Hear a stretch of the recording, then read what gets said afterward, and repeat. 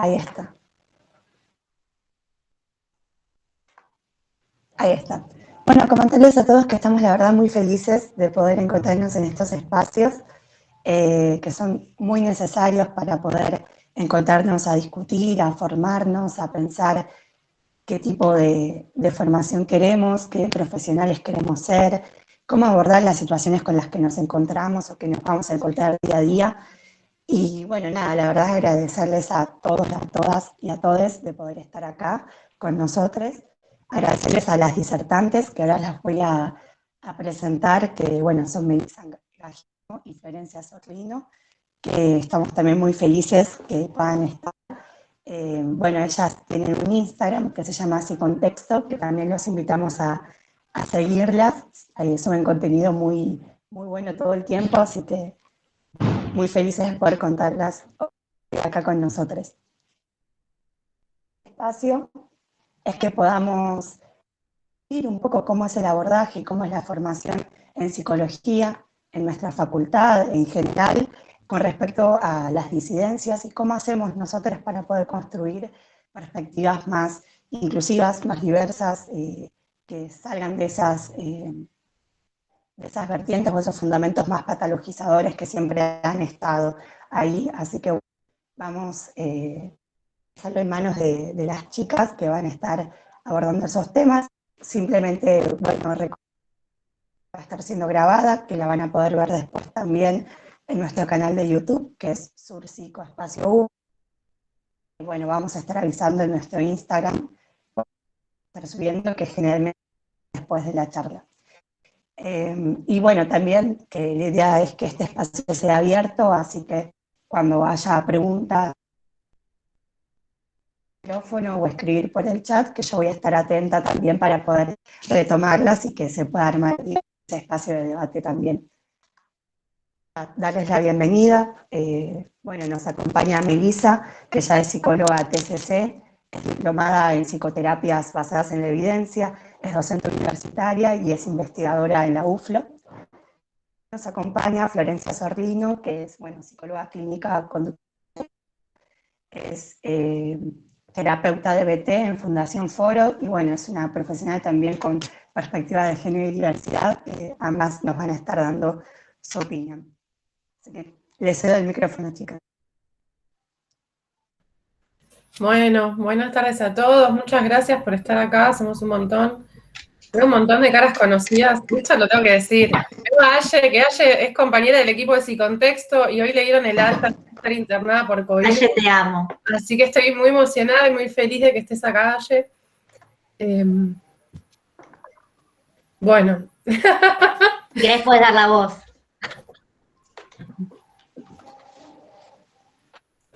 Bueno. Tengo power, así no tienen que ver nuestras caras en gigante. No podía sacar el micrófono. Gracias, chicas. Gracias y gracias, Psicosur, por invitarnos. La verdad, recontentas estamos. Ahora sí, las No, gracias a ustedes. Presento power, así no tienen que ver nuestras caras en gigante y yo no me desregulo. Power porque lo preparamos con todo el amor para ustedes. También por eso. Eso también es un motivo mucho mejor que el que acabo de decir. Una pestaña. Bueno, la idea primero que nada es poder repasar algunos conceptos básicos entre todos, como para tener certeza de que nos estamos entendiendo, estamos hablando el mismo lenguaje. ¿Sí?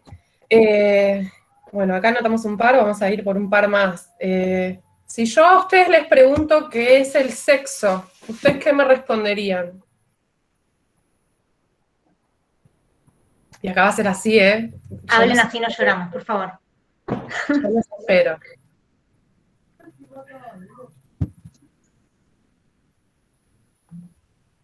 Y ahí hay muchas cosas, me parece, ¿no? Si pueden ir viendo ahí, si no yo me animo a contestar, a ver qué se dice.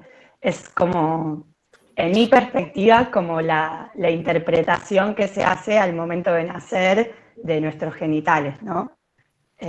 Por lo menos va, por ahí va. Muy bien, es eso. Es la descripción, si se quiere, desde la biología, desde la genitalidad, de si se pertenece, a qué categoría se pertenece, ¿no? Por lo general, cuando hablamos de sexo, pensamos en dos categorías, macho o hembra, mujer, varón, hombre.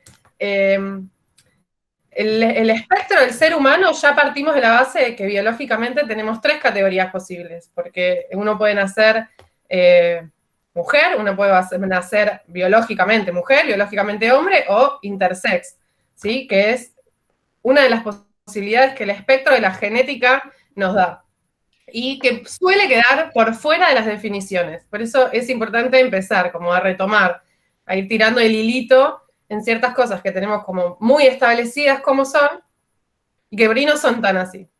Suele quedar por fuera y súper, súper, súper patologizado además. Súper patologizado y por ahí no es lo que viene a cuento, pero es interesante pensarlo, ¿no? Cuerpos que son sometidos contra su voluntad desde muy chiquitos a reformas anatómicas para que encajen dentro de alguna de las dos supuestas categorías existentes, ¿no?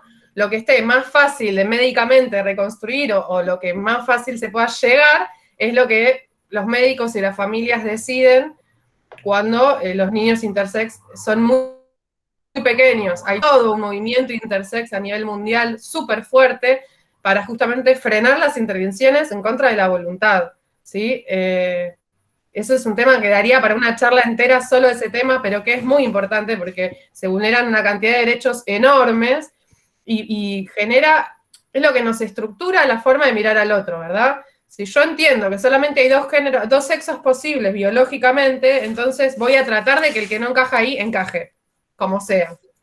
Está bueno pensar que es parte del espectro posible y no tiene por qué implicar ninguna problemática para la persona.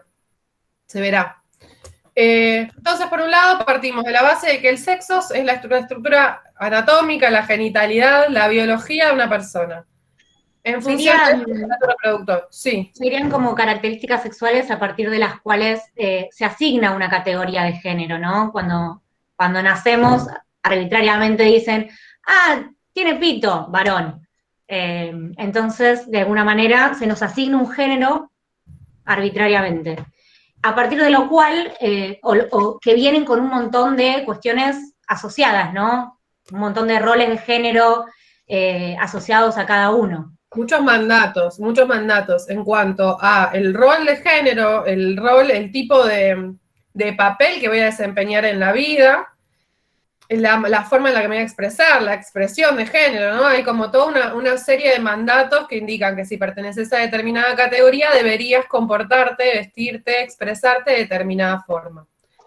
Ahora, si yo les pregunto a ustedes, para ustedes, ¿qué es el género?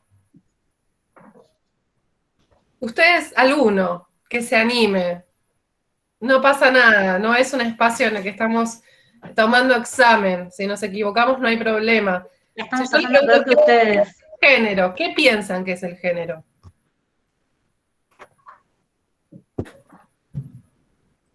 El género lo entiendo como masculino y femenino. No sé si está bien. Dijimos que no hay respuestas correctas e incorrectas por el momento, así que está perfecto, gracias Sebas por tu aporte. ¿Alguien más tiene algo para opinar respecto al género?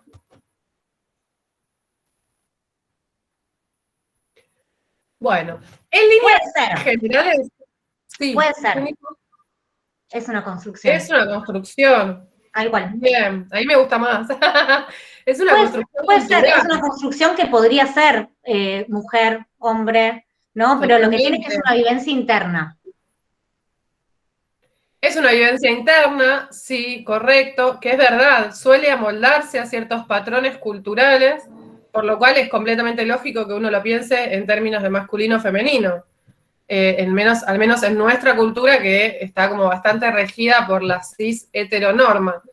No recuerdo qué estaba por decir, pero sí, a ver, cuando pensamos en el género, pensamos en construcciones sociales, y cuando pensamos en construcciones sociales, estamos pensando en algo que está todo el tiempo sujeto a ser modificado, ¿sí? Que está en constante construcción y en constante movimiento. Siempre que hablemos, o casi siempre cuando hablemos de género, de sexualidad, vamos a estar hablando de un espectro, ¿sí? Tratemos de empezar de a poco, socavar los cimientos de los constructos tan binarios, ¿sí? Pero no porque estén mal, sino porque dejan por fuera un montón de posibilidades, ¿sí? Invisibilizan un montón y además nos dejan a nosotros sin una gran parte del mapa a la vista. Haru, no sé si quieres agregar algo. No, perdón, estaba Perdón. contemplando mi vida y pasando la mano. Vamos. Sí,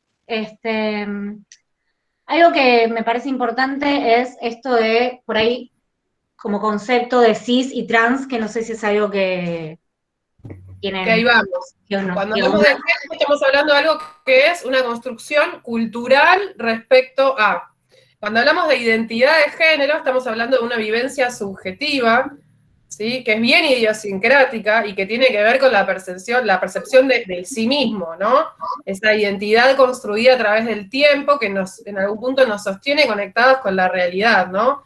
Esa misma percepción de fui, soy, seré, bueno, desde el punto de vista del género. Y ahí está lo que dice Haru muy bien, te dejo que lo comentes. Me interesa saber qué piensan, si saben lo que es cisgénero, transgénero.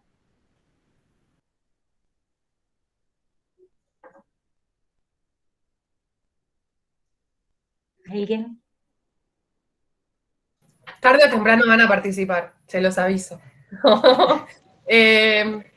Ahí María Antola había puesto que género como la categoría socialmente establecida, ¿no? También. Totalmente. Para sumar. Y ahí Belén Bossi, que Bien. igual pueden abrir los micrófonos, que a veces es más fácil expresarse con la voz, pero bueno, también por chat, dice que, bueno, cisgénero se identifica con el género asignado al nacer, creo. Tal cual. Muy sí, bien.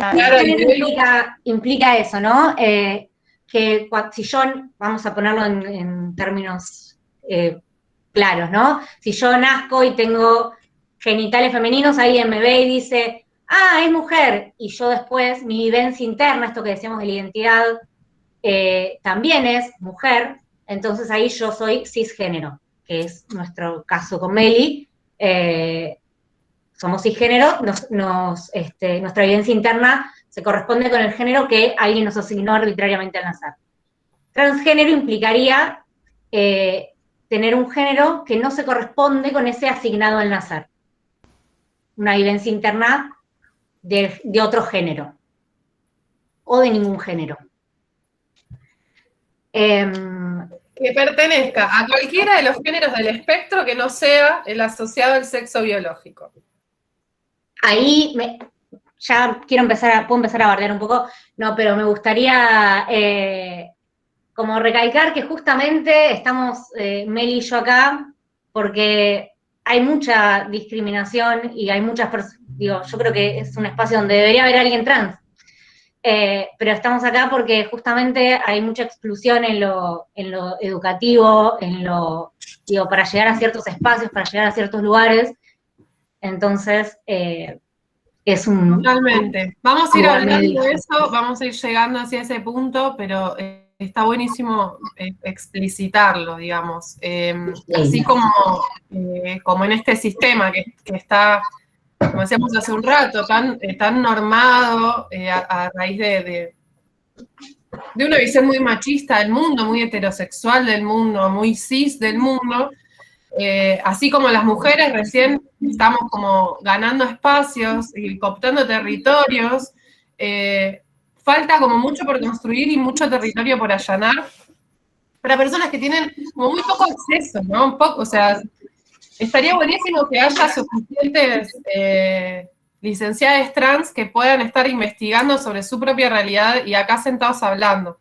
Ya vamos a llegar a eso. Está bueno tener presente que esto no está siendo así en un gran porcentaje por falta de oportunidades, ¿sí? Y por falta de oportunidades desde los espacios que las abren y desde la sociedad brindando herramientas y posibilidades de acceso.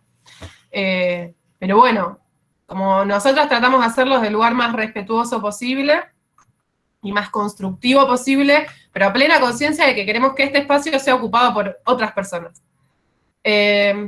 Bueno, y acá sigue. Expresión de género, eso un poco ya lo explicamos, es la forma en la que yo muestro al resto el género con el que me percibo. Tranqui. Y a mí esta me parece importante y les pido por favor que se animen a desmutearse, a participar, a colaborar con nosotras. ¿Qué entendemos por orientación sexoafectiva?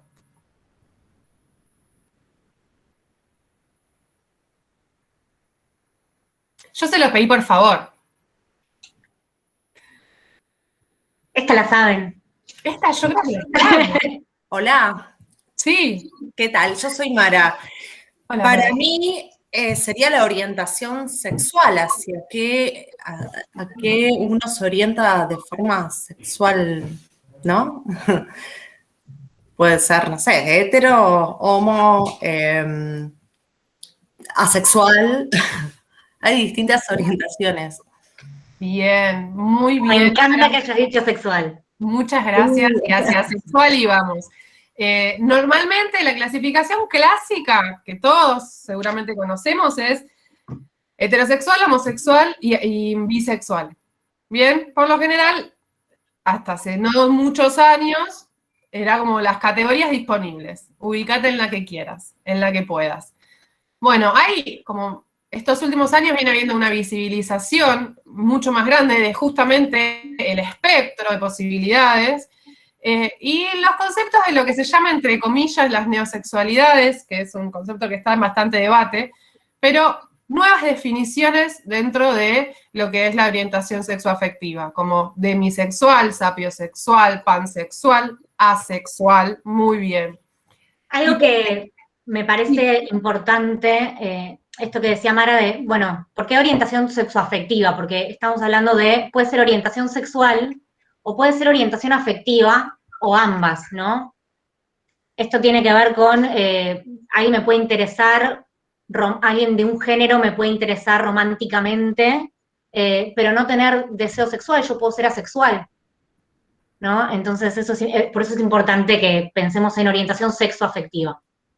Bien, y es importante que tengamos presente este espectro de posibilidades. ¿Por qué? Porque los manuales diagnósticos los escriben personas que están insertas dentro de esta cultura gobernada por la cis heteronorma. Bien, entonces yo encuentro en el DSM-5, yo entro, me fijo, hay 3 categorías dentro de lo que tiene que ver con las cuestiones sexuales, dentro de disfunciones sexuales, y tanto para hombres como para mujeres está o el deseo sexual hipoactivo, o la falta de deseo, falta de excitación en la mujer.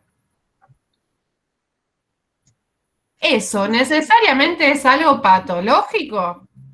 Pero si yo me defino como asexual y no tengo ningún conflicto con eso, y me siento cómoda con la sexualidad, ¿dónde estaría el inconveniente? ¿No? Siempre y cuando, a ver, siempre lo mismo, ¿no? Uno va limpiando y va descartando, que no haya cuestiones de qué sé yo, si toda mi vida fui una persona con un deseo súper activo y súper alto y de repente empecé a tomar pastillas anticonceptivas y mi deseo se fue a 0, probablemente esto pase mucho más por un efecto de la pastilla anticonceptiva que por una cuestión de asexualidad. ¿Sí? Pero ahí es muy probable que yo me sienta incómoda con la falta de deseo y que lo plantee como un problema. Ahora, si yo te estoy planteando, yo soy asexual, el manual, el DSM, cuando yo puedo mirar la sexualidad como un espectro, queda un poco de lado, ¿no? Digo, bueno, si esto acá está escrito, esta persona me está diciendo otra cosa. ¿Haru? Sí, tal cual. El tema es más que nada poder pensar en qué es un problema para la persona y en todo caso, pero que no necesariamente algo es un trastorno, no necesariamente un problema es un trastorno, simplemente es algo que yo querría modificar de mi vida porque me gustaría que fuese diferente y puedo elaborarlo o no según yo quiera, pero no per se, no está mal per se no tener deseo o interés.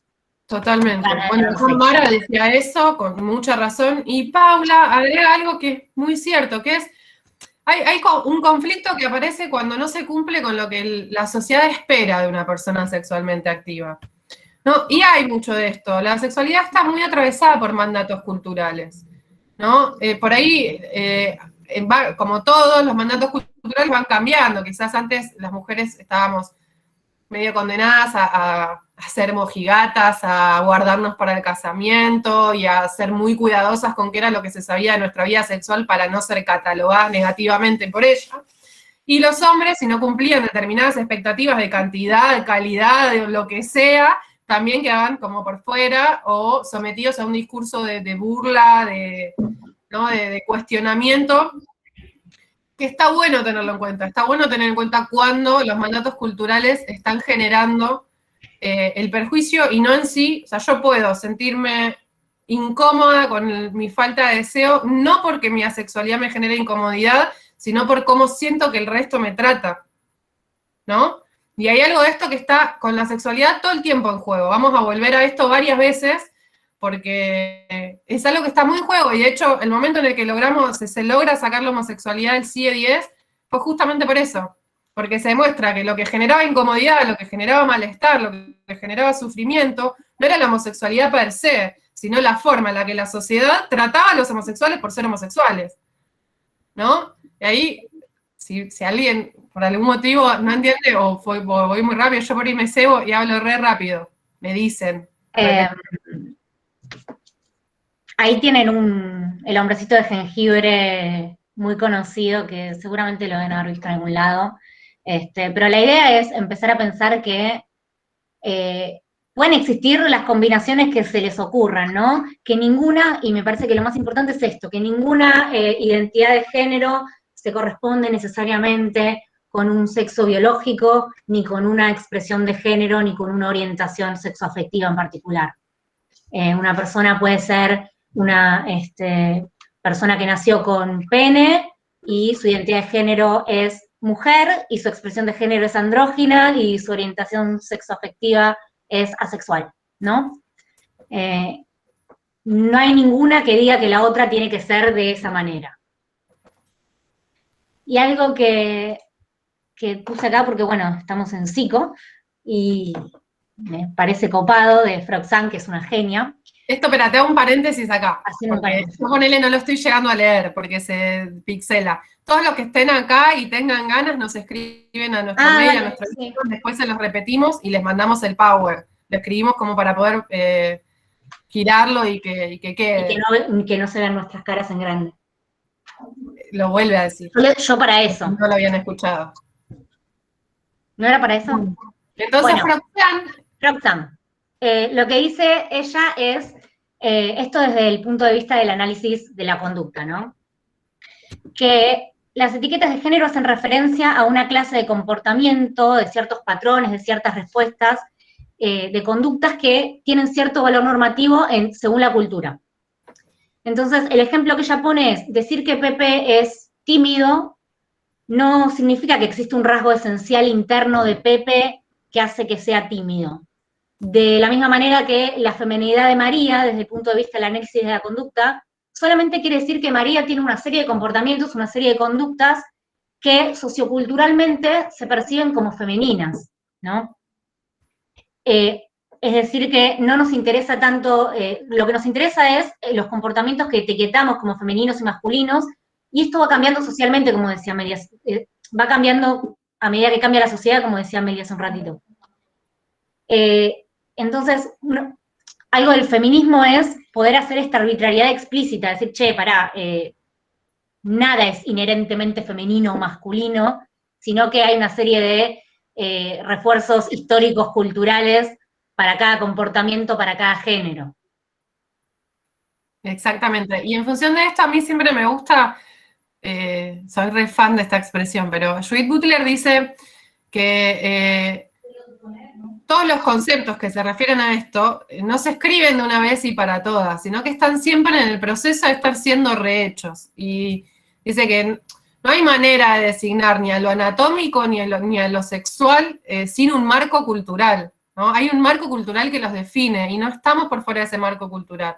Y es importante entender cómo el marco cultural incide y afecta en esta terminología y en el significado que la terminología va adquiriendo para las personas. Bueno, seguimos. Un poco de lo que es...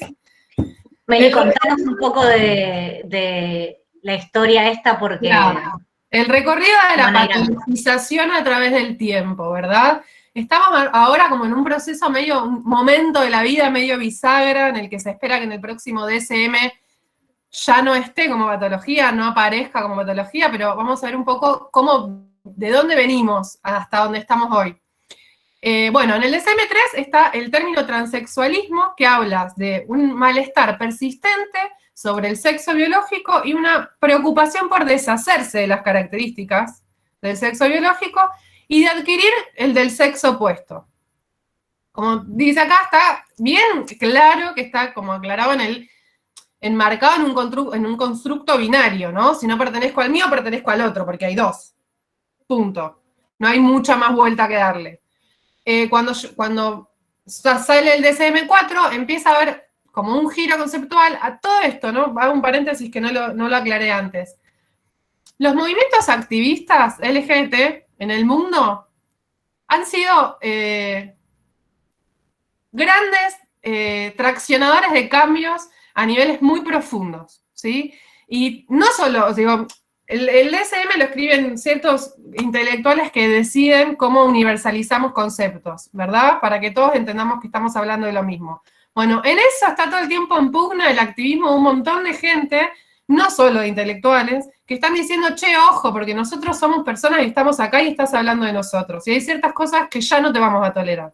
Y eso es súper importante y hay que tenerlo todo el tiempo presente, porque no son cambios que se han dado solos, se han dado a través de muchísimo esfuerzo y muchísimo laburo de un montón de gente. Bueno, cierro paréntesis, en el DSM-4 empieza a hablarse del trastorno de identidad de género. Bien, de nuevo, una identificación persistente con el otro sexo, seguimos, hay dos, malestar con el propio, un malestar clínicamente significativo, deterioro de áreas importantes, asumiendo que no hay algo orgánico, ¿no? Que la persona no es intersexual. Yo acá marco algunos errores conceptuales, como que, por ejemplo, toma sexo como sinónimo de género, ¿sí? Y se habla todo el tiempo de que la transexualidad viene sí o sí ligada a un malestar corporal, y lo que no es patológico es ser cisgénero. Todo lo que está por fuera de lo cisgénero, entonces lo entendemos como algo que está fuera del espectro normal y entra dentro de un trastorno. Pasamos al DSM-5, que ya se borra la palabra trastorno por el caudal estigmatizante que tiene, justamente acá, ¿no? La pugna todo el tiempo y la marcada de territorio de gente diciendo, pará, esto no es un trastorno. Y se habla de incongruencia de género. Todas las personas que están acá en esta negociación y en esta puja, lo que plantean es que es igualmente estigmatizante. Si yo busco en el diccionario incongruencia, incongruencia significa falta de coherencia. Falta de lógica. Entonces, ser cisgénero es lo lógico, ser transgénero es ilógico. ¿No? Como que hay ahí todavía un caudal estigmatizante que rodea y que pisa fuerte. Entonces, cuando en el 2018 se publica la versión definitiva, se cambia esta palabra, se cambia el trastorno, se cambia incongruencia por el caudal estigmatizante que incongruencia sostiene, y se habla de disforia de género, apuntando, en teoría, a la idea de un malestar subjetivo. Vuelve para atrás, mi amor. Ahí está. Entonces dice, bueno, algo que yo hablaba, en el DSM-5 se nota que se esforzaron un montón, porque trataron de salir del constructo binario y plantear esto de, bueno, se identifica con otro género, con otros géneros, no necesariamente ya, no es tanto todo el tiempo el sexo opuesto, el sexo opuesto, el sexo opuesto. Hay un intento, hay como una intención bastante interesante y digna de apreciar, ¿verdad? Bueno, entonces, lo que dice es, claro, el trastorno en realidad lo que aparece cuando la no concordancia viene acompañada de malestar. Y acá hay un parate enorme para hacer, que, como les decía... Acá, Meli, lo dice Jennifer en el chat, que además el malestar corporal es necesariamente algo que puede ser común a todos, tal cual. Primero que sí, que si vamos a hablar en términos de disforia, creo que todos en algún momento de nuestra vida vamos a tener disforia. Problematicemos por qué esto está en el DSM y todo el resto no. Claro, todo el resto de las disforias que vamos a atravesar no están, totalmente. Y acá hay algo, que es lo que hablábamos hace un rato, que es lo que vamos a seguir hablando, porque acá hay un kit importantísimo en la cuestión. Este malestar, ¿es intrínseco a la condición trans? ¿Yo siento malestar porque soy trans o siento malestar por la forma en la que la sociedad, por ser trans, me trata? Por la exclusión, la violencia simbólica, la violencia material, digo, ¿no? El estar todo el tiempo sometido a salir y que cualquier grupo de boludos me caiga a trompadas para corregirme, ¿no? La falta de acceso al trabajo, la falta de acceso a la educación, ¿no? En nuestro país está lleno de refugios para personas trans porque cuando asumen su identidad son echados de sus casas, ¿no? Entonces, yo me pregunto, y muchos nos preguntamos, este malestar, ¿no?, que las personas sienten, ¿tiene que ver con el hecho de ser trans o tiene que ver con cómo el resto de las personas les tratan por el hecho de ser trans? Y ahí, ahora sí, si querés pasar a la que viene, como les comentaba, en el CIE 10, que sale en el 90, se saca el término homosexualidad del listado de patologías. ¿Y por qué se saca? Justamente porque se llega a la conclusión de que lo que genera malestar en la homosexualidad no es la homosexualidad per se, es la forma, es el estigma que viene asociado a ser homosexual, la forma en la que la sociedad trata a las personas homosexuales, o al menos trataba en ese momento, que era todavía peor que lo que es ahora. Lo que es saca la homosexualidad, pero respecto a las personas trans estamos en un momento muy polémico, que hay tres opciones: los trastornos de la identidad sexual, el transvestismo no fetichista y el transexualismo. Acá la principal, el principal tema interesante como para analizar el momento es que diferencian la patología en función de si hay deseo de modificar anatómicamente mi cuerpo y mi genitalidad para parecerme al género con el que me identifico o no. ¿Qué importaba eso para la categoría diagnóstica? Yo no lo sé, porque sinceramente, ¿qué es lo que el otro tiene deseo de modificar en su cuerpo? Salvo en algunas cuestiones muy específicas de personas adictas a las cirugías, no he encontrado en otros manuales diagnósticos. No sé por qué acá sería importante, ¿no? Y acá volvemos a lo mismo. Manuales diagnósticos escritos desde la cis-heteronorma, muy coitocentristas, muy pensados desde el binomio de género, muy pensados desde la genitalidad, cuando eso es algo que es algo muy personal, muy subjetivo y que no... ¿Quién es el que puede decir qué es lo que es normal o esperable o no respecto a esto? ¿Algún nombre? Sí. Bueno, después, en 2018, que es el año en el que sale el CIE 11, podemos hablar de una despatologización formal, ¿sí? Como la primera, vamos por la del DSM-6, que cambia incongruencia de género, incongruencia de género, pero lo saca del apartado de trastornos sexuales, ¿sí? Y lo mete dentro de como el espectro esperable de sexualidad, ¿sí? Nada, en un apartado que habla de cuestiones relacionadas a la salud sexual, ponemos incongruencia de género, ¿sí? Ya no está más en los apartados ni con las parafilias, ni con las disfunciones sexuales, como continúa estando en el DSM. Esto, para toda la comunidad, es leído como una gran victoria, ¿no? Es como el momento de la despatologización formal. Si lo leemos, hay un montón que modificar. De hecho, seguimos hablando de incongruencia, ¿no? Y este caudal estigmatizante. Pero, a lo concreto, ya borramos la parte patologizadora de la cuestión, ¿no? Está dentro de un espectro de sexualidad saludable, de sexualidad normal. Es bastante. Hasta ahora es bastante. Antes de seguir hablando de lo que es la definición actual del DSM-5, que seguramente sea el que todos estén estudiando y en el que muchos de ustedes se basen cuando empiecen a ejercer, creo que está bueno que Haru siga con el tema de la ley.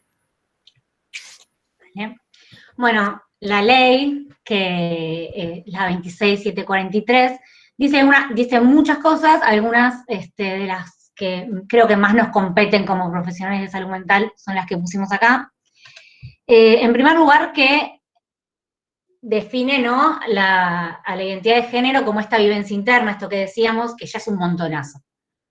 Pero además dice que toda persona tiene derecho al reconocimiento de su identidad de género y a desarrollarse conforme a esta identidad de género y a ser tratada de acuerdo con esta identidad, a ser nombrada de esta manera, con el nombre de elección, independientemente de cualquier tratamiento, y por eso nuestra ley tiene, digamos, es muy buena en ese sentido, es muy innovadora en ese sentido. No se requiere que haya un tratamiento psicológico, no se requiere que haya un tratamiento hormonal, ni un deseo de hacer un tratamiento hormonal, ni de una intervención quirúrgica. No hace falta nada de eso para que una persona pueda acceder a tener su DNI, para que pueda ser nombrada, incluso sin el DNI, ser nombrada con el nombre de pila elegido. Esto es re importante para nosotros también porque cuando vienen personas hay que hablarles, o sea, llamarles por el apellido. Cuando vamos a anotar algo, una historia clínica, por ejemplo, lo que hacemos es poner el nombre de pila y poner solamente el inicial del nombre y el apellido, pero no podemos poner, y esto es algo que a veces pasa y que lo vemos un montón, no se puede poner el nombre del DNI si la persona no usa ese nombre. Lo mismo para todos, digamos, todos registros, legajos, cualquier servicio, público o privado. En ningún caso puede hacerse un diagnóstico en el campo de la salud mental sobre la base exclusiva de la elección de identidad sexual. Esto es independientemente de cualquier manual diagnóstico. O sea, podemos tener todos los manuales que quieran, pero nuestra ley no lo permite. No solo nuestra ley, sino los principios de Yogyakarta, que son una serie de principios de cómo se aplica la legislación internacional de derechos humanos a cuestiones de diversidad. Y hay un principio, que es el 18, que es principio contra usos médicos. Y de lo que dice es que ninguna persona puede ser obligada a someterse a ninguna forma de tratamiento, procedimiento o exámenes médicos o psicológicos en base a su orientación sexual o identidad, independientemente de cualquier clasificación de CM que afirme lo contrario. La orientación sexual y identidad de género de la persona no son condiciones médicas y no deben ser tratadas, curadas o suprimidas. Esto va un pasito por adelante de los manuales, pero ya irán llegando. Bueno, acá tenemos un estudio que Mel nos va a contar un poco de Fundación Huésped sobre el impacto de la ley de identidad de género en el acceso al cuidado de la salud. Lo que tiene, después, si quieren, pídanos el estudio porque tiene muchísima información de todas las áreas, o sea, es de educación, de violencia institucional, de violencia de las fuerzas policiales, de todo.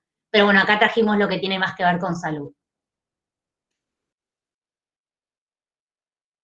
Está silenciada. Ahora sí. Fundación Huésped y la Asociación de Travestis, Transexuales y Transgéneros de Argentina tiene varias de estas investigaciones en las que hacen relevamiento de sobre todo, por lo general, es de accesibilidad, ¿no? O autopercibida o directamente, muchas veces hacen cuestionarios que directamente toman los profesionales de la salud en lo que ellos llaman consultorios inclusivos.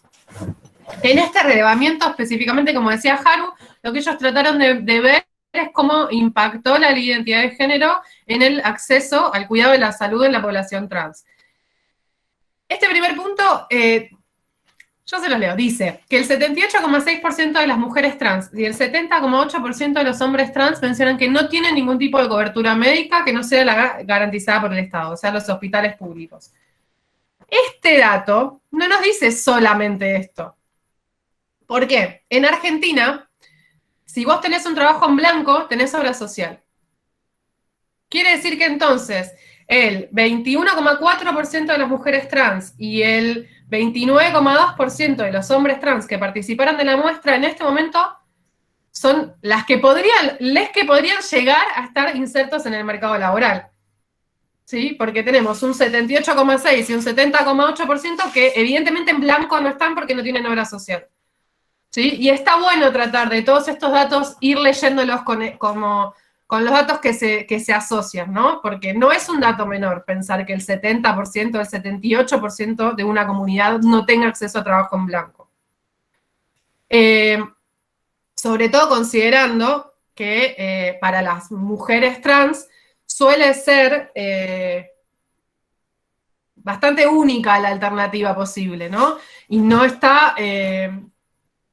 si nosotros vamos a pensar en función de salud mental y en función de quién puede venir a nuestro consultorio el día de mañana, es importante pensar en la falta de acceso al trabajo. Porque no es lo mismo una persona que dentro de un abanico de opciones elige la prostitución como forma de trabajo, que una persona que no tiene ese abanico de opciones y la única manera que tiene es salir a delinquir o salir a prostituirse.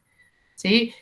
Tratemos de pensar 2 segundos el impacto psicológico que tiene la falta de acceso a oportunidades, a posibilidades, a ampliar este abanico de opciones. Es importante. La falta de trabajo en la comunidad trans es muy importante. Pensando sobre todo, a ver, la calidad de vida de las personas transgénero en Argentina, por el momento, hasta el último relevamiento, es más o menos del 35 años. La calidad de vida, la expectativa de vida. ¿Sí? Personas que se están muriendo a los 35 años como normal, ¿no? Como lo esperable. Y esto se debe a varias cuestiones. El tercer motivo es el suicidio, ¿sí? Como consecuencia de las múltiples violencias que como sociedad les hacemos vivir. Pero dentro de los primeros están las cuestiones médicas, ¿no? La falta de acceso a tratamientos que están garantizados por la ley, y entonces se acceden a intervenciones quirúrgicas con materiales de pésima calidad, por ejemplo, ¿no? En su momento estaba el mito del aceite de avión. No es aceite de avión, pero digo, pasa, y son cosas que a nosotros nos van a llegar, y son padecimientos adicionales a la problemática, supuestamente, que atañe a la identidad o a la sexualidad. Pero bueno, sigo.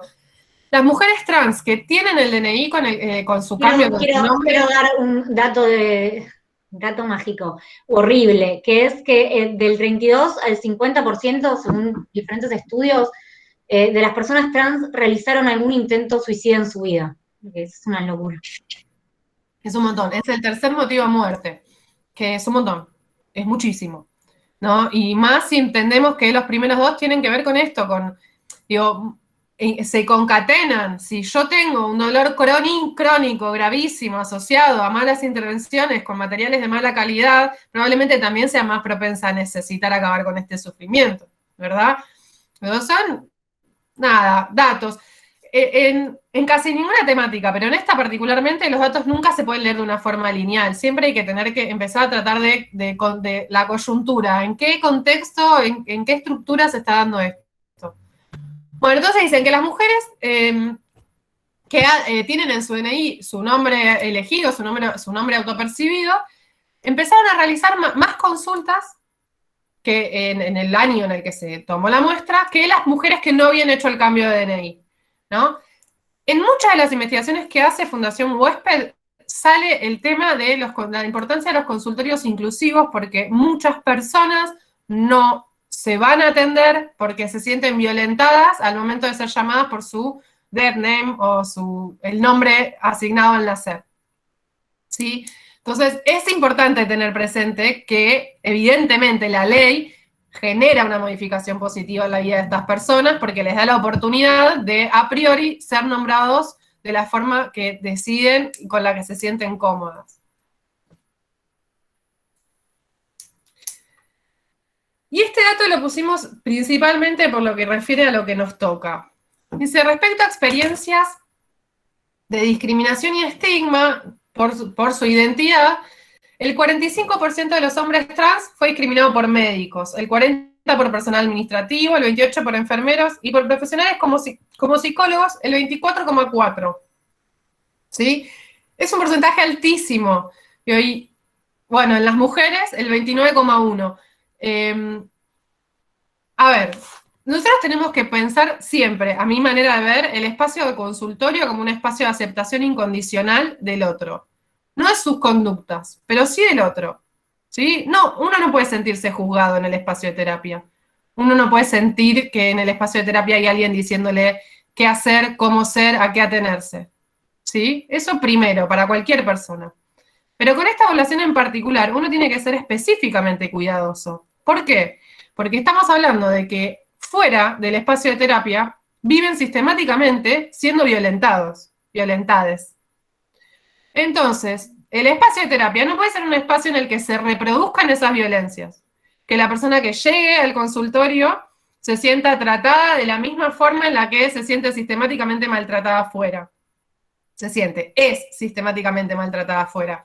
¿Sí? Entonces es importante que nosotros tengamos todo el tiempo este presente para tener especial cuidado. Sobre todo porque hay muchísimas personas que van a ir a terapia una vez. Y si su experiencia es mala, no lo van a volver a intentar. Haru. Bueno, y acá los ámbitos en los que se observan a partir de la ley avances en la familia, educación, salud y derechos políticos y civiles. Y esto es súper importante. Los participantes lo que dicen es que al reconocerles la identidad de manera legal, ellos sienten que lo que se les reconoce es su existencia, ¿sí? Que es un montón. Digo, es como que yo el día de mañana a cualquiera de ustedes les diga, bueno, vos ya no sos más quien sos, porque a mí me parece que no tenés que ser como sos. No, reconocer la existencia, reconocerla como válida, ¿no? Y eso genera, del otro lado, un empoderamiento muy fuerte, que además lo que implica es el tener acceso a recursos que me puedan ayudar cuando estoy siendo violentado, cuando estoy siendo excluido, cuando estoy siendo maltratado, cuando estoy siendo discriminado.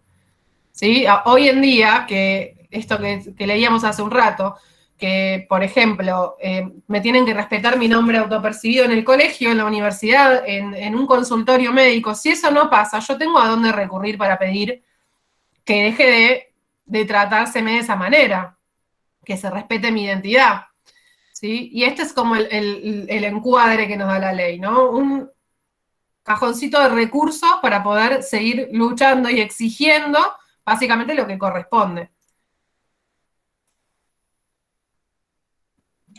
Bueno, voy a correr un poquito más porque el tiempo.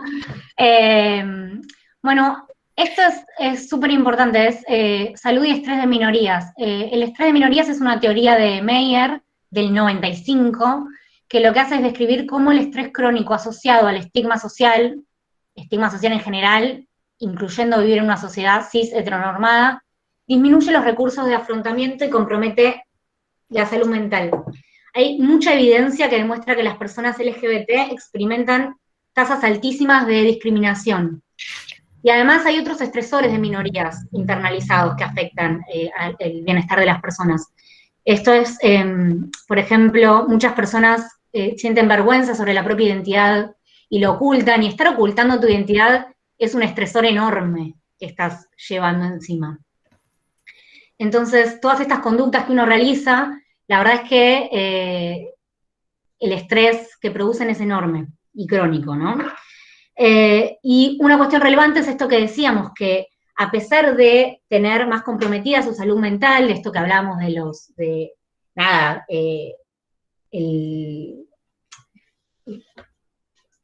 los intentos suicidas, el número enorme de personas que lo hacen, a pesar de todo esto, las personas LGBT reportan mayor insatisfacción con los servicios de salud, destacando especialmente cuestiones relativas a su identidad y orientación, o sea, por discriminación.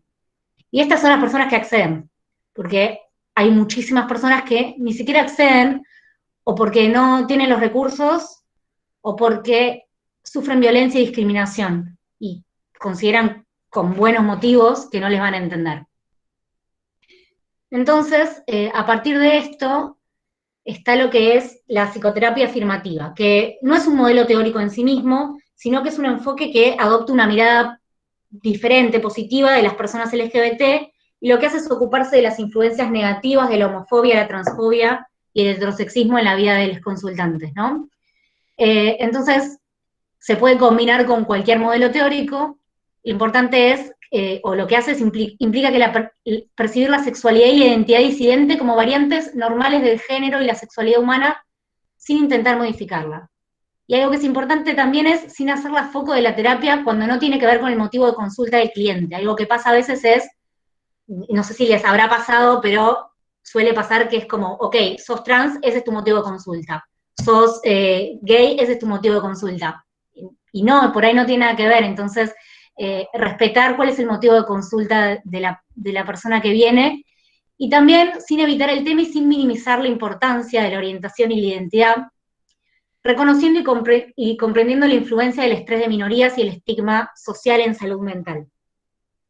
Entonces, la idea es, la idea de la psicoterapia afirmativa es adquirir conocimiento, habilidades y actitudes para esto, ¿no? Examinar las propias actitudes y creencias respecto, digamos, en criollo, los propios privilegios, reconocerlos, es importantísimo para después pensar qué le estamos diciendo a la otra persona. Es importante tener conocimiento sobre las leyes, esto que veíamos hoy, incrementar el conocimiento en relación al estrés de minorías, de la salud mental de personas LGBT y de cuestiones particulares asociadas a trabajar con minorías. Y hay algunas cuestiones que son importantes, esto de poder hablar con colegas de nuestra postura, de compartir de estos espacios, que la realidad es que este espacio está buenísimo, pero probablemente estén acá las personas que menos necesitan este espacio. Probablemente estén acá las personas que de verdad tienen una mirada mucho más inclusiva. Y esto pasa, ¿no? Son espacios, digamos, electivos, y es un problema eso. No tienen que ser espacios selectivos, tienen que ser espacios obligatorios donde las personas, digo, psicoterapia afirmativa deberíamos todos salir con este conocimiento de la facultad, pero no debería existir la psicología sin perspectiva de género. Tal cual. Directamente. La perspectiva de género no es una especialización en sí misma, la perspectiva de género es realmente cómo miramos a las personas, es tener en cuenta la influencia del estrés de minorías, tener en cuenta todo lo que le pasa a una persona por ser parte de una minoría. Y tener en cuenta también que hay cosas que no vamos a entender. Reconocer nuestros propios sesgos, usar lenguaje que no asuma una identidad o una orientación específicamente, realizar preguntas, ¿no? No sé, ¿estoy usando el pronombre que preferís? Eso es algo que reasumimos. Viene una persona, aunque sea escuchar cómo se refiere la persona a sí misma para después poder nombrarlo. O preguntar. No solemos preguntar tanto, pero preguntar es importante. Si hay que llenar algún formulario, alguna cuestión así, dejar espacio para que la persona pueda completar sobre su propia identidad. Y algo que me parece importante es poder validar las experiencias de discriminación, pero sin universalizarlas automáticamente. Porque algo que tendemos a hacer a veces es esto de, bueno, todas las personas tienen dificultades para relacionarse con sus padres. Bueno, pero yo no sé, digamos, es muy difícil, no me estoy poniendo en la piel de la otra persona que está enfrente mío, que por ahí la echaron de la casa por su identidad de género. Entonces, a veces el te entiendo puede ser invalidante. A veces es mejor debe ser re difícil, o no puedo entender lo que debe ser eso para vos. No me imagino lo que debe ser estar en No tu me imagino lo que debe ser, porque realmente no lo imaginamos. Digo, estamos, como decimos un rato, Mel y yo acá, sí, no lo imaginamos, no lo sabemos. Si lo imaginamos es gracias a personas como Loana Berkins, que escribió Cumbia, Copeto y Lágrimas, de Nada más fea con la Riot, el libro de Luana, de Yo Nena, Yo Princesa. Digo, si nos podemos imaginar es porque nos hemos tomado el tiempo de leer lo que las personas trans tienen para decir. Y eso es algo que es súper importante en general en la psicología. Sí. La postura humilde ante el otro y el escuchar lo que el otro tiene para decir. Tal cual. Entonces, de alguna manera, en nuestro rol como terapeutas, futuros terapeutas, no sé si acá van a hacer clínica todas, pero en cualquier ámbito, ¿no? Poder reconocer dónde estamos parados. Es básicamente eso, reconocer nuestros privilegios y reconocer que la otra persona tiene mucho más para decirnos de ellas que lo que podemos decirle nosotros. Eso es un poco eso. Y voy a dejar de compartir para Bien. que ahora hablen ustedes. Antes, Cami, tenemos Ah, tenemos el video. ¿10 minutos? Sí, obvio. Sí, sí, sí. ¿Tienen un Bueno, videíto? si tienen ganas, tenemos un video para compartir que son 2 partes. A mí me gustaría pasar la primera y que charlemos un poco sobre qué pasó ahí antes de ver la segunda. Vemos, no los voy a obligar a nada. Seguro por ahí Vemos. algunos lo vieron, pero Sí, es muy siempre está bueno probable que volver a no es verlo. nada nuevo, pero el que no lo haya visto, ¿será por qué? ¿Cómo hago? No me estaría apareciendo. Ahí voy, ¿eh? Sí. Como... Está acá. Entonces. A ver. ¿Ahí se ve? Sí, Sí. sí te ve. Avísenme si se escucha. Todavía no escucho nada. Aldo Gómez. Sí, se escucha. Se escucha. Buen día. Buen día. Gracias. Gracias. Edad es travesti, ¿verdad? Soy trans femenina. ¿Trabaja en este momento? Sí, soy trabajadora sexual. ¿Por qué motivo consulta? Ay, doctor. No sé, estoy cansada, me siento mal. No entiendo qué me pasa, estoy todo el tiempo mal. No se preocupe, señora. No era así, no sé. Bueno, yo le voy a hacer un pase a salud mental. Creo que justo hay gente que está atendiendo, capaz que la pueden echar a la consulta. Después ya queda agendada. Ay, gracias. ¿Y me acompaña? Sí. Vamos a sacar a la enfermera para que la lleven ahí.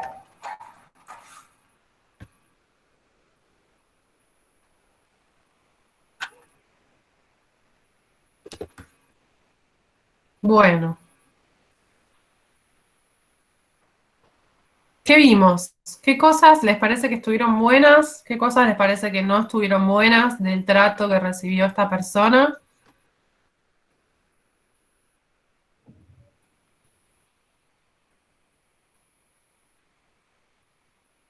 Vemos la segunda parte. ¿Sí? Les dije que no los iba a obligar.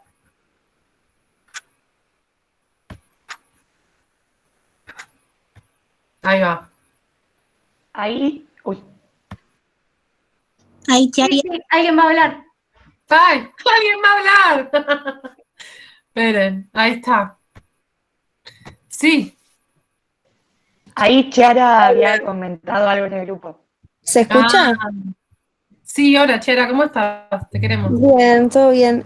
Me pareció bastante innecesario que lo primero que le pregunte la doctora cuando la ve es si es travesti, porque ¿qué importa si es travesti transexual? Eso me pareció bastante, no sé si mal es la palabra, pero me pareció que no venía al caso. Genial. Más como que asumió un montón de cosas, ¿no? En la pregunta, ¿no? Es un bueno. Sí, sí. Genuinamente quisiera saber cómo te identificás. Bueno, gracias, Chera. ¿Alguien más? Ahí en el grupo, Chiara, bueno, creo que fue justo la que habló, dice que le había preguntado justo ni bien se sentó y Jennifer agrega que primero va la pregunta al motivo de consulta, pero con cuestionamiento. Y después pregunta si importa de qué trabaja la persona al momento de hacer la consulta. Perfecto, sí, Jennifer, está bueno tener en cuenta estas cosas. Puede importar, pero no a priori. Quizás dependiendo de cuál sea el motivo de consulta, podría llegar a ser interesante saber, no sé, qué sé yo. Muchas veces consultas por un problema gastrointestinal y te preguntan por dónde trabajás para saber qué tipo de agua tomás. Y para entonces definir si puede ser que sean parásitos. Bueno, puede llegar a importar, pero no a priori. Bueno, vemos la segunda parte. Y ahí quizás surjan más cosas, esperen.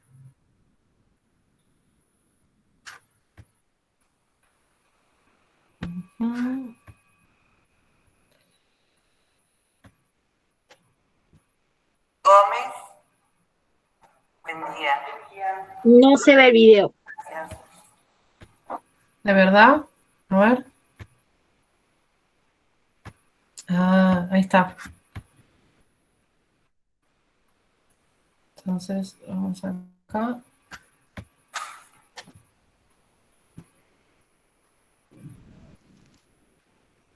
Gómez. Buen día. Tome asiento. Gracias. Dígame su nombre. Ana María. ¿Qué edad tiene Ana María? 28 años. ¿Se identifica como varón, mujer o transexual? Transfemenino. ¿Actualmente mantiene relaciones con varones, mujeres o ambos sexos? Con hombres. ¿Antes mantuvo relaciones con mujeres? Hace mucho, una vez. ¿Trabaja en este momento? Soy trabajadora sexual. ¿Por qué motivo consulta? Ay, doctor. No sé, estoy cansada, me siento mal. No entiendo qué me pasa, estoy todo el tiempo mal. ¿Y cuánto hace más o menos que se siente así? Como un mes. ¿Ha estado tomando hormonas últimamente? Sí. ¿Se acuerda el nombre o tiene la cajita? Diane. Diane. ¿Y cómo las ha estado tomando? La amiga que me lo recetó me dijo que tomara 2 por día. Y bueno, está, pero a veces me olvido de llevarlas en la cartera cuando salgo a trabajar y tal, y me las tomo las 2 juntas. ¿Y hacía mucho que no tomaba hormonas? Sí, un tiempo, bastante. O sea que todos los síntomas aparecieron al reinicio de la toma de hormonas. Bueno, todo esto puede ser provocado perfectamente por estar tomando estas hormonas de una manera descontrolada y así como me está contando. Yo le voy a pedir unos análisis de sangre para ir viendo cómo está. Acá mismo en el laboratorio le sacan la muestra. También le voy a pedir que saque hora para consultar a un endocrinólogo. Ni bien tenga los resultados de los exámenes, viene por acá, que yo voy a hablar con la psicóloga para ver si le puede dar una hora para una consulta. Muchas gracias. Adiós. Chao.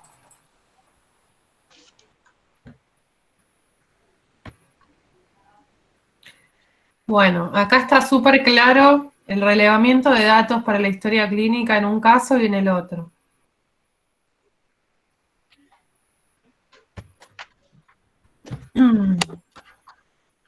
Algo que es importantísimo de esto que vimos es que, si bien esto tiene que ver con medicina, los datos que tenemos, por no preguntar, por asumir cosas, esto que decimos de asumir, asumimos algo y nos falta un montón de información, y nos falta información, y nos perdemos información valiosa. Por ejemplo, este caso en el que, si tendríamos que saber, todos tendríamos que saber que las hormonas pueden provocar ciertos estados depresivos, ¿no? Entonces, llega alguien a nuestra consulta. Tenemos que identificar, si me dice que está en un proceso hormonal, yo no puedo automáticamente dar un diagnóstico sin tener en cuenta eso. Entonces, nos perdemos un montonazo de información. Por el prejuicio, por el decir, bueno, listo, yo ya sé cómo es esto, y no querer averiguar más. Vemos un montón la diferencia en la atención en la salud de una y otra. Y además es probablemente en el primer caso la persona no vuelva a consultar. Alejan a las personas del sistema de salud. Y piensen en estos detalles, ¿no? Estos detalles que hacen que la consulta sea mucho más amable, mucho más amigable. No es lo mismo decir el nombre y el apellido, que es un toque violento, que decir solamente el apellido. No es lo mismo asumir con qué artículos la persona se identifica, con qué pronombres la persona se identifica, que preguntarlo. ¿Cómo querés que te llame? Y es un detalle, nos lleva 3 segundos de nuestra vida, ¿no? Y para la otra persona hace que ese espacio sea un espacio mucho más seguro. Bueno, estamos. Hasta acá estamos. Ahora, a partir de ahora, es un espacio de ustedes, si lo quieren utilizar de esa manera.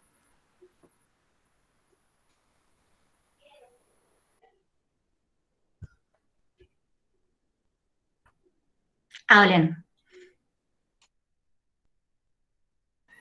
Nada, hagan lo que quieran. Está bueno cuando podemos intercambiar opiniones, podemos debatir un poco, porque hay mucho por deconstruir acá, ¿no? Hay mucho por deconstruir. Estamos muy reglados, muy normados desde que nacimos.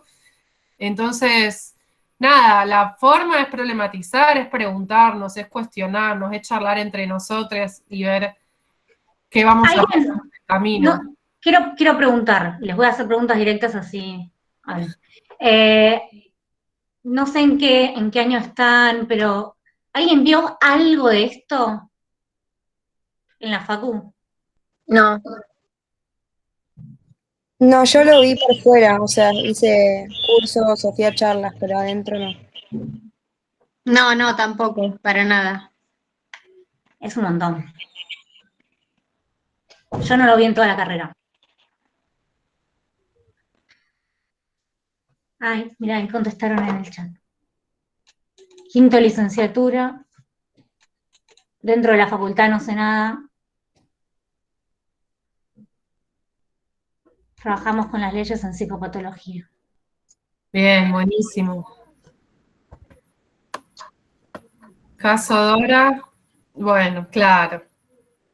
No nos vamos a meter ahí, pero sí, completamente. Y hay como un gran problema que tiene... Ni siquiera en la materia de género. ¿Eh? Ni siquiera en la materia de género lo vimos. Bueno, eso es gravísimo. Pero debo decir que hay cierta parte de nuestra disciplina que tiene un problema muy grande para nombrar las cosas como son, ¿no? El abuso es un abuso, siempre, desde cualquier marco teórico, por más vueltas que le demos. Nada, ya que salió el tema Cazadora, había que... me parecía importante, ¿no? Después uno lo puede, claro, tomándolo como un posible abuso. Bueno, bien. Eso es un montón ya. Bueno, es importante. Y es importante que como estudiantes nos acostumbremos a exigir estas cosas, porque es parte de una integración integral, de una formación integral, y es parte de nuestra calidad como terapeutas el día de mañana.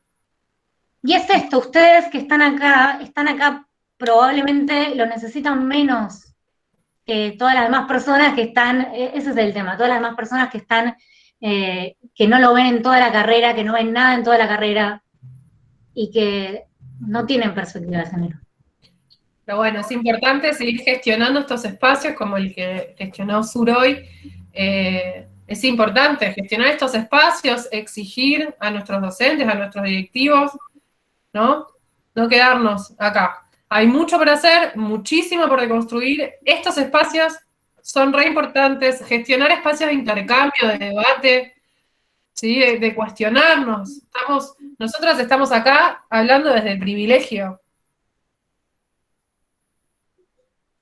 Ahí justo yo quería agregar que un poco lo estaban diciendo las chicas, pero en la facultad de la UBA en psicología no contamos con materias, digamos, que aborden estas temáticas, y las que hay una sola es selectiva al final de la carrera. Sí hay toda esta cuestión de que tiene que estar la perspectiva de forma transversal, pero es algo que pocas veces se cumple, y si se cumple, tiene que ver más con una voluntad personal de la docente que está a cargo del curso. Entonces, nada, viendo esto, digamos, como una problemática, sabiendo que muchas veces se da esta cuestión a la hora de estos temas, o de hablar, incluso en estas clases, de formas no muy apropiadas de las temáticas, y a veces expulsivas de compañeros que están ahí también, ¿no? Porque también es cierto que hay compañeros que por suerte cada vez más pueden acceder, y que es completamente violento y expulsivo ofrecer y dar estos espacios, o tratar de construir que cada vez sean más amplios, que cada vez lleguen más, y que cada vez se vuelvan parte más fuerte de nuestra carrera y de nuestra formación. Nada, a mí por lo menos me sorprendió mucho estas estadísticas que trajeron del 20-24% que se sentían violadas por una profesional o un profesional de la salud mental, y decir, son nuestros futuros colegas, son nuestros compañeros de cursada que hoy en día se están formando y que atenderán o digamos, a distintas personas. Ahí es cuando me parece que está bueno poder pensar y repensar estos espacios y ver qué cosas venimos, porque la realidad es que todos venimos cargados de un montón de cosas, y generar espacios está bueno para repensarlos, ¿no? Y tratar de crear otras cosas. Tal cual, pero tiene sentido esto que decís digo, cuando preguntamos acá no solo nos dicen no vimos nada de esto, sino que nos dicen, y yo lo he visto, vemos cosas terribles, vemos cosas súper patologizantes. Entonces tiene sentido que después haya una cifra tan grande de personas que van al psicólogo y son vulnerables. Porque es lo que vemos en la facultad, no es simplemente falta de información, es información incorrecta y es información estigmatizante. Y además nuestra profesión en algún punto nos invita y nos exige que nos cuestionemos todo el tiempo, ¿no? Lo que nos viene dado. Hay algo, hay como muchos estudios que hablan, mucha bibliografía que habla de un sufrimiento de las personas transgénero asociado a la transfobia internalizada, ¿no? Al cómo el discurso transfobo, de transodio, es tomado y leído e incorporado incluso por una persona trans, ¿no? Entonces un montón de pensamientos y de diálogos internos que se desencadenan en función de mandatos aprendidos, ¿no? Si una persona trans los tiene y le genera sufrimiento, imagínense si nosotros no los tenemos, ¿no? Y no solo con las cuestiones relacionadas a la diversidad, al género, a la orientación sexoafectiva. Digo, estamos todo el tiempo cruzados por mandatos, por creencias, por imposiciones culturales, que no siempre están buenas y que no siempre tienen que ver con la salud o con una salud plena. Entonces está bueno el invitarnos constantemente al cuestionar nuestras estructuras, cuestionar nuestras creencias, cuestionar los mandatos, los valores, ¿no? Estar como en este constante proceso de rehacer lo que pensamos. Ahí en el chat voy leyendo algunas cosas que fueron diciendo. En la Universidad de La Plata casi todas las materias vienen con ejes de abordaje, etcétera. Dentro de la cursada atraviesan la ley de salud mental en todas.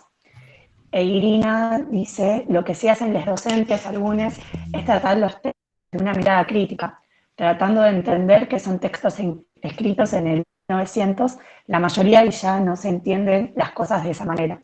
Por ejemplo, que es familia con las funciones parentales ahora.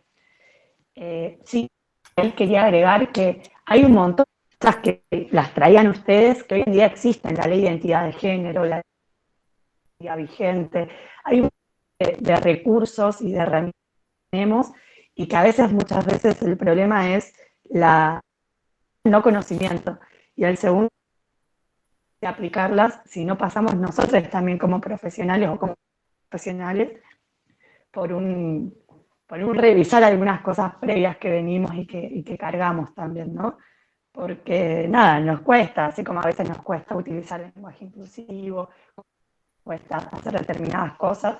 Entonces, bueno, también para nosotros. Estoy muteada. Tal cual, me parece sumamente importante lo que estás diciendo, porque si no, quedamos en esta dicotomía de, bueno, hay gente buena y gente mala, y la gente buena hace las cosas bien. Y la verdad es que la cagamos todos. Y hay cosas muy, muy simples que por ahí desde la mejor voluntad del mundo no tenemos en cuenta esto que hablamos un rato de te entiendo. Bueno, por ahí no te entiendo, o de, no sé, una puja por, no sé, que alguien salga del closet. Depende de la persona, depende de lo que quiera hacer esa persona, respetar espacios. Esto de las edades, no sé, no, esto lo tenés que saber desde que sos chique. hay un montón de cosas con las que venimos, con las que nos enseñan o que aprendemos, y que por ahí lo hacemos desde la mejor voluntad del mundo, pero siguen siendo, digamos, violentar a una persona. Entonces es re importante tener en cuenta eso, porque si no queda como, bueno, yo soy buena, no me va a pasar esto, y la verdad es que la cagamos. No, por eso es importante, ante todo, lo que hablábamos hace un rato, ¿no? Una actitud humilde hacia el otro, una actitud de escucha genuina. Es muy importante, ¿no? Al menos acompañar desde mi marco teórico, considero que nunca el paciente se mete en mi marco de referencia, sino al revés, ¿no? Yo laburo desde el marco de referencia del paciente, desde los significantes que maneja el paciente, desde las representaciones, no al revés. Digo, lo que para mí es moralmente correcto, o lo que para la sociedad es moralmente correcto, no tiene por qué ser así para el paciente, y no viene acá que yo le dé clases de moral o que yo le enseñe cómo es el mundo para mí, digamos. Yo me meto a ver cómo mira el mundo la otra persona, y desde ahí construimos juntos, ¿no? Entonces, en esa delgada línea entre estamos en una situación asimétrica, en la que tenemos una relación que de nuestro lado es de algún modo una relación de poder, ¿no? Pero que está dada simplemente por una cuestión aleatoria de que en ese momento nos encontramos en el rol de consultante o de paciente y terapeuta. Digamos, no es que yo sé más que la otra persona o que... Hay una metáfora que habla en realidad, simplemente estamos en montañas que están una enfrente del otro y desde la perspectiva que tengo puedo ver que el camino está acá y que vos te estás alejando. Y te puedo tratar de ayudar a que lo vuelvas a encontrar, si lo que querés es seguir subiendo la montaña. Pero vos podrías hacer lo mismo conmigo en todo caso, ¿no? Lo que tengo es perspectiva, no es que tengo una situación en la que yo sé más que vos y yo te vengo a explicar cómo vivir la vida. Corrámonos de ahí, porque ahí no vamos a construir nada piola. Sobre todo cuando son vivencias que por ahí no podemos ni entender. Y eso me parece re importante. Acompañamos procesos, no los dirigimos. Ahí, nada, una cosa que también me había quedado. Cami, se te cortó el audio. A ver, ahí. Ahí está, a ver. Nada, que una de las cosas que me había quedado mucho era la percepción del otro como algo que es un problema, ¿no? O sea, ver primero él, que es para el otro, cuál es el problema. Es tener clara No la propia presuponer. agenda versus la del consultante, ¿no? ¿Qué es lo que, para qué viene acá? Y yo no puedo asumir para qué viene acá. Puedo entender que hay un montón de cosas que van a estar atravesadas por eso porque vivimos en este mundo. Pero no es lo mismo entender eso que hacer eso el motivo de consulta. Incluso cuando una persona no quiere, o sea, digo, esto puede decir no salir del closet y tal vez es un acompañamiento en no salir del closet. Bueno, ahí Jimena pone, qué maravillista, acompañamos procesos, no los dirigimos. Bueno, te agradece, Mary. Y bueno, desde ya, recordarles que los micrófonos abiertos y bueno, también el chat, si alguno quiere opinar algo o preguntar, ¿no? Como que este espacio también está bueno sacarnos las dudas para construirlo en temas más que bienvenidos, que están abiertos.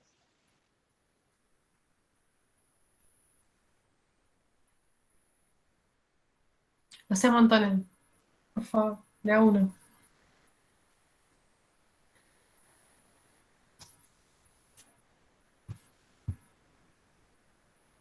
No sé si somos súper claras o...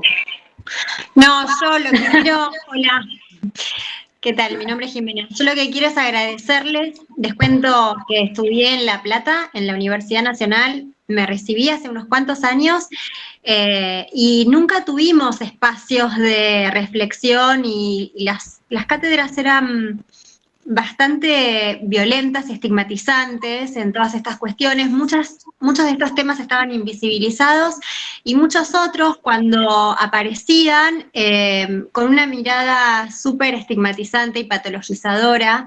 Así que nada, celebro que se estén dando estos espacios. Las chicas son geniales y Y nada, solamente quería eso, agradecer. Gracias, Jimé. Gracias.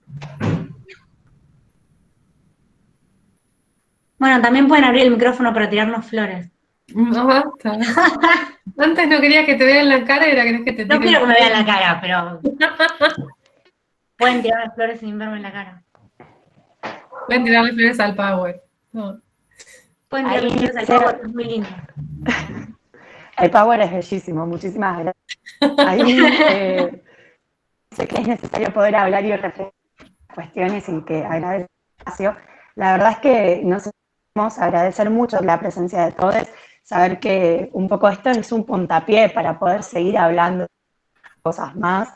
Queda mucho por problematizar. Tomo un montón lo que dijo Meli al principio con el tema de poder también abrir el espacio, no solamente hablar de esto, sino que quienes puedan hablar sean personas que vivencien estas cuestiones, que la realidad es una realidad. Nosotros cuando pensamos el espacio, primeramente también que haya una insertante trans, pero bueno, se nos complicó por un montón de cosas que tienen que ver con el acceso a ciertos recursos. Pero sí, la idea es poder seguir construyendo este tipo de espacios, que los podamos disfrutar, que los podamos tirar, que cada vez sean más reconocidos y sobre todo que sean, no sean algo que estén aparte, que sea algo que tengamos que formarnos por fuera, que dependa de la voluntad de cada uno, sino que atraviesen, digamos, a la formación y que todo el profesional tenga que tener sí un conocimiento básico, porque es con las que tratamos, es la sociedad con la que tratamos y es donde después vamos a estar ejerciendo. Así que nada, la verdad es que... No, y me parece súper como relevante pensar en conocer nosotros las leyes, conocer qué ampara a las personas. Es fundamental porque a veces hay situaciones en las que nos vamos a encontrar en donde de repente alguien... un médico para que alguien haga un procedimiento, para que alguien no se empiece a consumir hormonas, de repente piden un diagnóstico o piden una evaluación psicológica. Eso no se puede hacer. Entonces, ahí está en nosotros también conocer eso y decir, che, esto no, porque no es la responsabilidad de la persona que está ahí y que viene a consulta. Eso, lo tenemos que saber nosotros, que eso no se puede hacer, que tenemos que hacer, que se puede denunciar, orientar. Hay acá como un gris muy importante en nuestro país. La aplicación de las leyes es una cosa muy particular. Yo no sé si en todos los países será así, pero en el otro es particular. Y hay algo que pasa que nosotros no lo nombramos en su momento, pero es re importante, que es que, en otros países sí se necesita. Hubo un momento en el que en muchísimos países, para poder acceder a ciertos tratamientos que la persona deseaba tener, se necesitaba tener el diagnóstico. Entonces tenía como este doble filo, ¿no? Por un lado el caudal estigmatizante, pero por el otro lado habilitaba derechos, ¿no? En nuestro país en este momento es ilegal, pero aún así hay obras sociales y hay prepagas que siguen pidiendo este diagnóstico por escrito de un profesional, de un médico, un psicólogo, ¿no? Entonces, llegado el caso, si fuera necesario para que la persona acceda a lo que es su derecho, digo, yo puedo, si eso es lo que le va a facilitar, que se acorten los tiempos y que se disminuya el malestar, yo puedo tranquilamente hacérselo y explicarle que es una cuestión burocrática y que eso no es una etiqueta sobre su identidad, que eso no es una etiqueta sobre su persona, que como el mundo básicamente funciona bastante mal, yo en ese momento tengo que estar escribiéndolo, pero que eso no quiere decir que sea su diagnóstico. Yo, por ejemplo, hice mi tesis de grado sobre la calidad de vida en personas transgénero. Y en el recorrido me he cruzado gente que tenía todavía guardado en la agenda el diagnóstico que le hicieron, pero diciéndole que lo que tenía era disforia de género. Gente con historial de intentos de suicidios, ¿no? Gente con muchísimo sufrimiento encima y con un resentimiento hacia nuestra profesión completamente justificado y lógico, ¿no? Digo, no seamos esos profesionales. Si llega a ser, porque la situación nos lo está demandando, si llega a ser necesario, vamos a hacerlo y hacerlo prolijo, y hacerlo sin generar daño, ¿no? Siempre sabiendo que dentro de la ley eso no está bien, ¿no? No está regulado en ningún lado que nosotros podamos hacer ese diagnóstico. Ahora, si eso es lo que le va a facilitar acceder a los tratamientos a los que está queriendo acceder, bueno, podemos hacerlo con cuidado, siendo cuidadosos con lo que estamos haciendo. Suele ser una traba para no, con lo cual a veces es simplemente adjuntar pedacito de ley y eso puede funcionar. Si eso no funciona, sí, bueno, hay que hacer lo que hay que hacer para acompañar ese proceso. También, y esto que decía Flor antes también, del poder brindar información, porque la otra persona no necesariamente sabe cuáles son sus derechos, y nosotros sí. Bueno, nosotras nos cebamos mutuamente y podríamos... No, nada, de nuevo abrir el espacio si alguna persona quiere comentar algo más.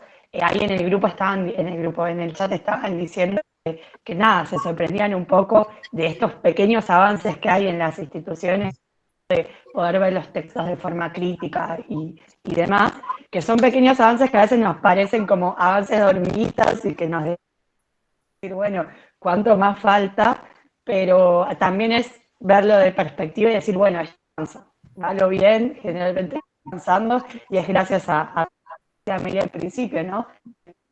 Organizaciones sociales, los movimientos que están y que luchan desde siempre, antes que se los reconozcan, y desde antes también merecen, digamos, el reconocimiento, ¿no? De que si se lograron cosas hasta acá, tienen que la lucha que hay atrás, muchas veces invisibilizada. Nada, la verdad, agradecerles de nuevo que puedan estar, agradecerles a todos, a todas y a todes. Recordarles que, bueno, que la charla va a estar en YouTube, así que también la pueden ver desde ahí. Vamos a estar avisando en nuestro Instagram, que es surpsico_uva, y el Instagram de las chicas, también muy bueno, es psicontexto, si no me equivoco, si me corrijo. Guión bajo, muy bien. También las pueden seguir a ellas. Bueno, nada, no sé si querían agregar algo, Mel y Flor. Gracias por escucharnos. Sí, gracias, celebramos estos espacios de intercambio, gestionémoslo, construyámoslo. Nada, no perdamos nuestra capacidad de incidir activamente en la realidad que tenemos. Digo, bueno, está bien, la formación no lo tiene, estamos acá igual. Una colega de la FE decía una frase que yo la robo porque me encanta, que es: la salida es colectiva. Totalmente.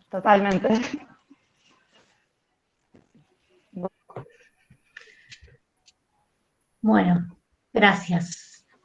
Gracias a todos entonces. Y muchas gracias por venir, por Gracias escuchar, a por todos. el respeto. Gracias.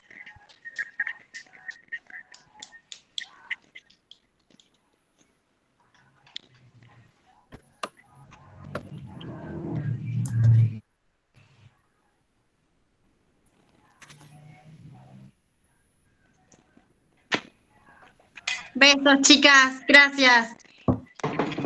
Chau, Jimé, gracias a vos. Las quiero. Nosotros a vos. Y a Chiara también la queremos.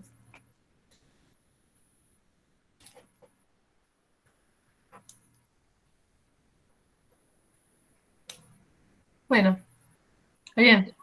Ahí Un montón de mensajes de agradecimiento les dejaron por el chat. Estaba viendo. Bueno, genial. Gracias, Cami. No, gracias a ustedes, la verdad que estuvo hermoso. Se pudo hacer un montón de cosas. Nosotras, va a durar 1 hora, nosotras, 2 horas después. Bueno. Muy bien.